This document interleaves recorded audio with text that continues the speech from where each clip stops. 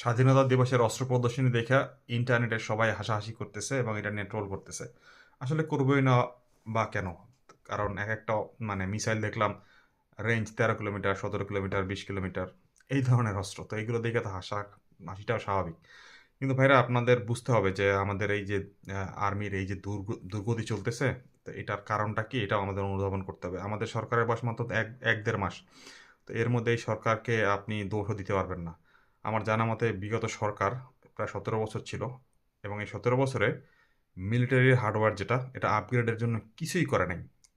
কিছু তো করে নাই, এমনকি এই লেভেলে করে নাই যে এক্সকিউজ মি, যে একটা ভালো ফাইটার বিমান সেটাও কিনতে পারে নাই। আমরা জন্মের পর থেকেই শুনে আসছি যে আমাদের আ চিটাগং হিল ট্র্যাক্সে আপনাদের ঝামেলা চলতেছে, বিচ্ছিন্নতাবাদীরা ওখানে আ ঝামেলা করতেছে। কিন্তু এটা সমাধান করতে পারতেছি না এবং এইটাও শুনতেছি যে এখানে আমাদের কারণ ওদের আমরা ভালোভাবে মোকাবেলা করতে পারতেছি না কারণ আমাদের অ্যাটাক হেলিকপ্টার নাই।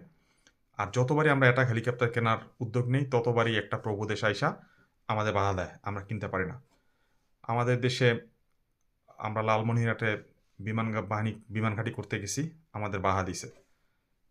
আপনি বিমান ঘাঁটি তো বাদ দেন, আমরা যখন একটা তিস্তা ব্যারেজ করতে গেছি প্রকল্প, সেখানেও এসে বাধা দিছে। কিন্তু অথচ আমাদের সীমানার আশেপাশে উত্তর সাইডে, পূর্ব সাইডে আপনি যদি দেখেন এটা এখানে ডজন, ডজন বেইচ কইরা রাইখা দিছে, বিমান ঘাঁটি করে রাইখা দিছে ভারত।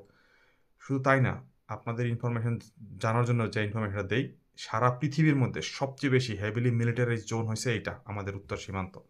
অথচ আমরা কিন্তু কনসার্ন জানানোর সাহস পাই না যে, "ভাই আপনারা এখানে এটা করতেছেন, এটা করতেছেন, আমাদের কনসার্ন আছে।" কিন্তু আমাদের দেশে একটা নদী খনন প্রকল্প কে করবে সেইটার সিদ্ধান্তও আসে অন্য দেশ থেকে। আমাদের দেশে স্বাধীনতা দিবসে আমরা অস্ত্র প্রদর্শনী দেখে হাসাহাসি করি। অথচ এদিকে আমাদের দেশের বাস নদীতে ডুইবা মানুষ মরে। আচ্ছা, আপনাদের কাছে একটা প্রশ্ন জিজ্ঞেস করি।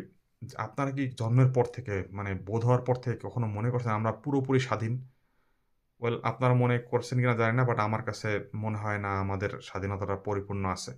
কারণ আমরা যদি আমাদের নিরাপত্তার সিদ্ধান্ত আমরা নিজেরা না নিতে পারি, কোন জায়গায় বিমান ঘাঁটি করব সেই সিদ্ধান্ত যদি আমরা না নিতে পারি, কোন দেশ থেকে বিমান কিনবো, কি বিমান কিনবো সেটার সিদ্ধান্ত আমরা না নিতে পারি, আমরা যদি হেলিকপ্টার কিনবো, কোন ধরনের হেলিকপ্টার কিনবো এটার সিদ্ধান্ত প্রেসক্রিপশন যদি আরেক দেশ থেকে করে দেয়, তাহলে ভাই এইটা কোন ধরনের স্বাধীনতা? এই প্রশ্ন আপনাদের কাছে আমি রাখলাম। এই যে সর্বশেষ এই যে আমাদের ইউনূস সরকার যে ছিল, তখন আমরা দেখছি না যে চায়না থেকে ২০ টা কিনতেছে, পাকিস্তান থেকে ২০ টা কিনতেছে বিমান, ফাইটার জেট, হ্যাং-ত্যাং। আপনারা দেখবেন ওই পর্যন্তই। এটার সামনে কোনো অগ্রসর হবে না। কেনই হবে না? কারণ ওই বিমান যে পাকিস্তানের তৈরি বিমান বা চায়নার তৈরি বিমান যতই ভালো হোক বা যতই সস্তা পাওয়া যাক, এই বিমান আমরা কখনোই আমাদের বাংলাদেশে আসবে না। কারণ আমাদের বিশেষ দেশের প্রেসক্রিপশন নাই। এখন আবার শুনতেছি যে ওই ভারতের তৈরি কি লক্কর-চক্কর কি বিমান সেইটা নাকি আমাদের দেওয়ার জন্য প্রস্তাব চলতেছে, এটা নিয়ে আলোচনা চলতেছে। দেখেন, আমরা স্বাধীনতা দিবসের সবাইকে অবশ্যই স্বাধীনতা দিবসের শুভেচ্ছা এবং এটা আমাদের জন্য অনেক বড় দিন। কিন্তু আমরা কি পুরোপুরি স্বাধীন কিনা? এই প্রশ্ন আমাদের নিজেদের করতে হবে এবং আমাদের পুরোপুরি স্বাধীন হওয়ার জন্য আমাদের সিদ্ধান্ত আমাদের নিজেদের নিতে হবে এবং এটা করার জন্য যা, যা করার দরকার সেটা আমাদের করতে হবে। আমরা অবশ্যই কোনো দেশের সাথে যুদ্ধ চাই না। বাট যেইভাবে আমাদের নিরাপত্তা বা যেইভাবে আমাদের দেশের অভ্যন্তরীণ ব্যাপারেও আমরা সিদ্ধান্ত না নিতে পারি, এটা মানে একটা সুস্থ স্বাধীনতার লক্ষণ নয়। স্বাধীনতা দিবসের একদিন আগে পশ্চিমবঙ্গ বিজেপির এক বড় নেতা আ পশ্চিমবঙ্গ বিজেপির যে মুখ্যমন্ত্রী প্রার্থী তাকে সাথে বসাইয়া আ বললেন যে বাংলাদেশে যারা হিন্দু আছে তাদের সহযোগিতায় যশোর এবং খুলনা দখল করে ভারতের সাথে মিশ করে দেবে। একীভূত করে দিবে। আপনি চিন্তা করেন কত বড় একটা ব্যাপার।